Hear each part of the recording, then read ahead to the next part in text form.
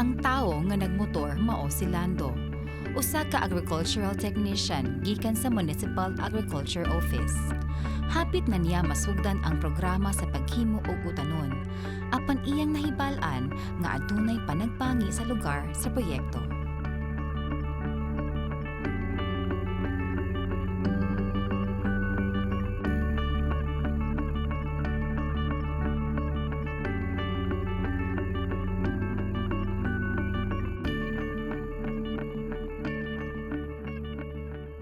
Aron adunay mas maayong pagsabot sa kahimtang, si Lando nangayo og kasayuran gikan kang Martin, ang punong barangay.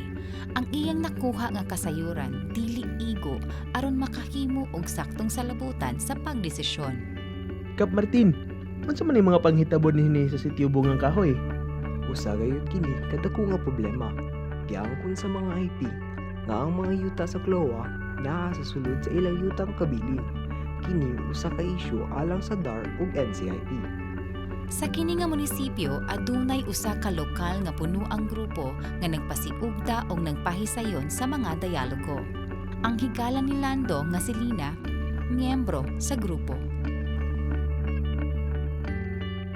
Uy, Lando! Kumusta ka sa programa sa paghimo og mga utanon? Adunay problema. Ang mga benepisyaryo nga among napili adunay mga isyu sa silingan nga komunidad sa mga lumad. Gipaambit ni Lando kay Lina kung unsa ang iyang nakita ug nangayo kini og tambag sa unsay angayan nga pagabuhaton niini. Ang imong nakita sa sitio Bungang Kahoy usa lamang kabahin sa sitwasyon sa Bungang Kahoy. Mao ka na ang konteksto sa panagbangin sa imong programa sa paghimo og utanon. Unsa man akong angay nga buhaton?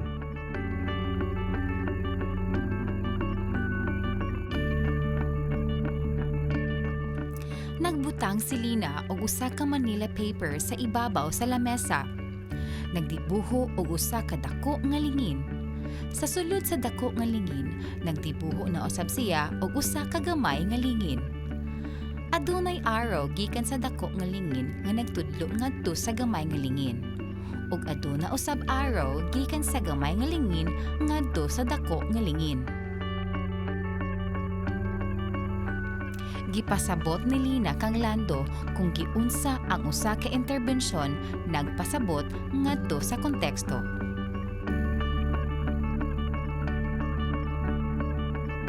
Karon, unsa ang kalabutan sa dako nga lingin ug sa gamay nga lingin? Ang duha nga lingin managuban. Ang imong programa nagauban sa konteksto ug vice versa. Ang konteksto nagauban sa imong programa. Unsa man ang mahitabo nga resulta sa interaksyon? Ang kauban ni Lina, nga si Arturo, miapil sa diskusyon. Si Arturo nagtrabaho gikan sa planning office ug usa-usab ka miyembro sa punuang grupo. Mao ka na ang nagapangitabo sa panagbangin sa yuta didto. Kung dili nimo tagdaw ng realidad o magpadayon sama sa naandan, may himong negatibo ang resulta. Hinahanglan na imong maibalan nga ang imong programa anaa sa sulod sa konteksto. Kinahanglan ka nga moatras lang sa kadali. Maghimo og dugang nga mga lakang aron maminusan ang mga negatibo nga epekto ug mapadako ang positibo nga epekto. Unsang praktikal nga lakang ang angay nako buhaton?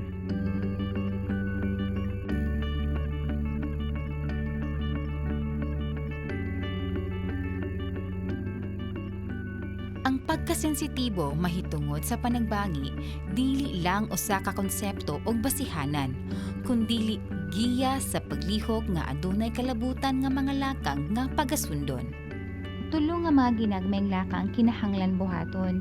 Una, ilhon ang mga panagbangi. Ikaduha, analisahon ang panagbangi. Ug ikatulo, paglikay sa mga aksyon sa pagpadako sa panagbangi. Adunay kauban nga aksyon sa ikatulong lakang. Mao ang paghimo og mga lakang aron mapadako ang positibo nga mga epekto sa programa sa paghimo og binhi. Kini nagpasabot nga kinahanglan nimo pangitaon ang mga entry points o paglaraw pag-usab sa imong programa. Ang pagkasensitibo mao ang pag-ila o pagmatngon nga dili na madugangan ang panagbangi. Maski palawman pa ni Lina ug Arturo ang dugang pagpatinaw nga ang konteksto sa panagbangi usa lang kini kabahin sa lapad nga konteksto nga adunay kalambigitan sa daghang mga isyu ug mga problema nga nagpalibot.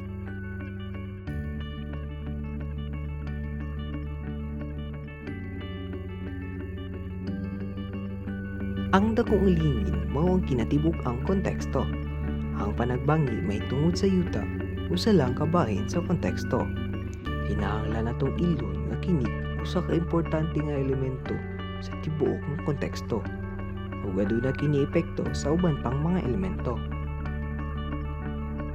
Importante nga masabtan nga ang impact sa usa ka interbensyon o pagpangilabot mahimong mopadulong ngadto sa lain nga direksyon. Ang interaction mamahimo kini makahatag og negatibo nga epekto o makadugang sa positibo nga epekto. Busa, kung ako isa po ang programa sa paggama ug utanon, nagauban kini tanan sa mga elemento sa konteksto. Dili ba? Oo, mahimong mo grabe ang panagbangi, sanglit ang usara kabahin sa mga partido sa panagbangi ang makapinipisyo sa programa. Gipasabot ni Lina ug Arturo nga ang usa sa mga himan alang sa pagtuki sa panagbangi mao ang pagmapa sa panagbangi o conflict mapping. Una, kinahanglan nato tukion ang panagbangi. Gikan sa conflict mapping, makit-an nimo ang mga punto kung unsaon na maminusan ang mga negatibong epekto ug mapalambo pa ang positibo nga mga epekto. Ang pagtuki sa panagbangi makatabang ka nato sa pagsabot sa kahimtang ug maila ang mga entry points. Nga atong lingkuran pag-usab aron mahibalan ang uban pang mga himan sama sa punuan sa panagbangi, dagan sa panahon sa kasaysayan ug uban pa. Gisugyot ni Lina nga gamiton ang usa ka entry point. Ang makigsulti sa mga tawo nga adunay mga maayong relasyon. Unsang praktikal nga lakang ang angay nako buhaton? Pagkig-istorya sa duha ka partido. Pagsugod sa mga tao nga adunay maayong relasyon gikan sa kada partido. Gisabot pag-ayo o gihinukludan ni Lando ang mga input ni Lina ug Arturo. Gilaraw niya pag-usab ang programa o nagdesisyon nga kinahanglan mapaabot kini ngadto sa duha ka partido sa panagbangi. Mamahimo ba kami nga moatil sa programa? Pwede na mo ipaambit ang among kaybalo. Sa kung unsaon pagbuhi sa binhi ug unsaon pagbaligya sa mga utanon. Ang pagresolba sa panagbangi sa pagbaton sa yuta madugay pa. Apan dili unta na kini makababag sa tong pagdirabangay. Giandam na ko ang mga binhi nga mamahimong bahin-bahinon ninyong tanan.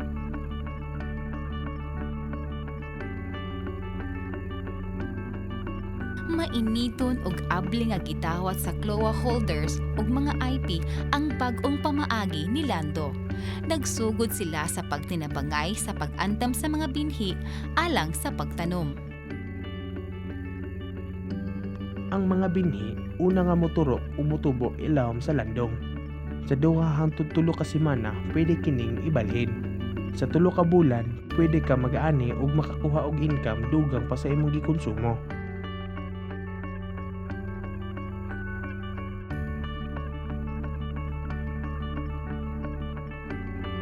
Ang pagkasensitibo sa usa ka interbensyon sa usa ka konteksto mahitungod sa panagbangi dili man gayud lisod.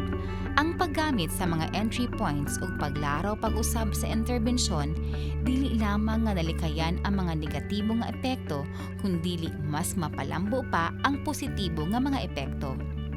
Dili man masulbad sa programa ni Lando ang mga lisod nga bahin mahitungod sa panagbangi, apan nakatabang kini sa pagpahisayon sa maayo nga komunikasyon ug pagtinabangay sa duha ka grupo.